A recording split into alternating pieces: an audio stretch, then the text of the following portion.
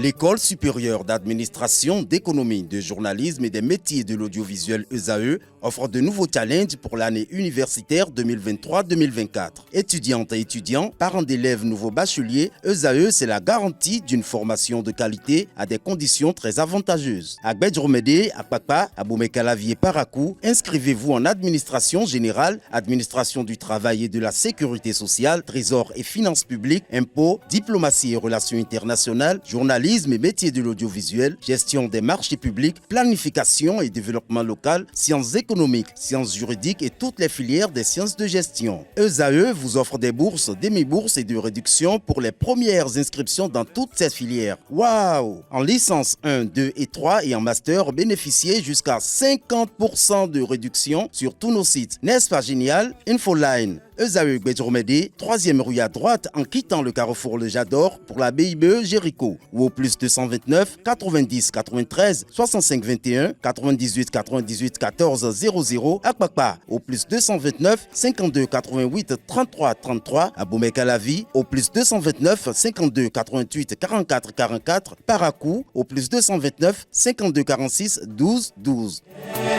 ESAE, l'excellence à un nom. Bonjour chers internautes, bonne nouvelle pour démarrer cette page des sports. Après plusieurs années d'absence, la Coupe du Bénin faire son retour cette année avec la participation de 54 équipes, dont 36 de la Ligue Pro et 18 de la Ligue Amateur. Le tirage au sort est prévu pour ce vendredi 5 janvier 2024 et suscite l'excitation parmi les passionnés du football béninois. ESAE Football Club, maintenant connu sous le nom de l'Autopopo Football Club, défendra son titre acquis lors de la dernière édition pendant la saison 2019-2020. Un succès 2-1 face à l'ASPAC. Parlons de l'histoire de la Coupe du football du Bénin. Elle fut instaurée en 1974 avec l'Étoile sportive Porto Novo comme tout premier lauréat. Autre information, les éperviers locaux du Togo défient les Fennecs d'Algérie ce vendredi 5 janvier 2024 au stade de Kégué.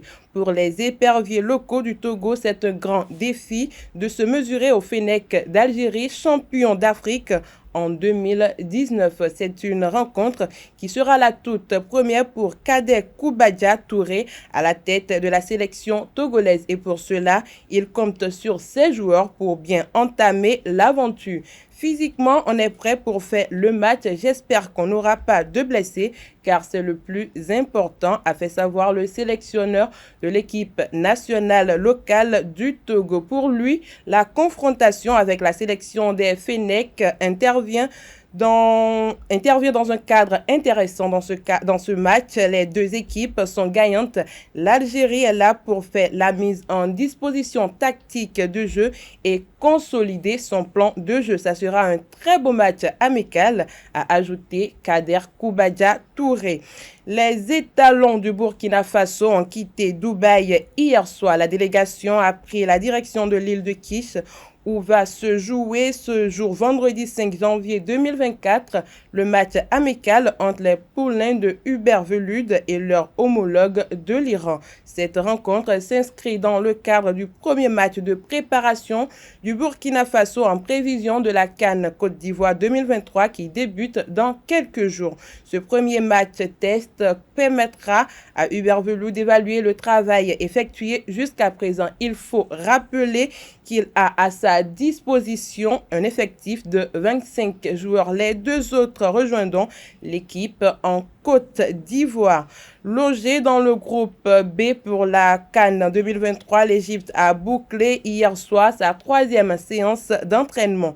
Depuis quelques jours, le sélectionneur Rui Victoria et ses poulains se préparent activement pour la prestigieuse compétition africaine. Le regroupement s'est déroulé au stade mixte de la cité olympique égyptienne de la nouvelle capitale administrative comme les autres fois pour la circonstance. Tous les joueurs ont participé à la séance sauf Mohamed Salah qui a rejoint le camp dans la matinée d'hier. L'entraînement du joueur L'entraînement du jour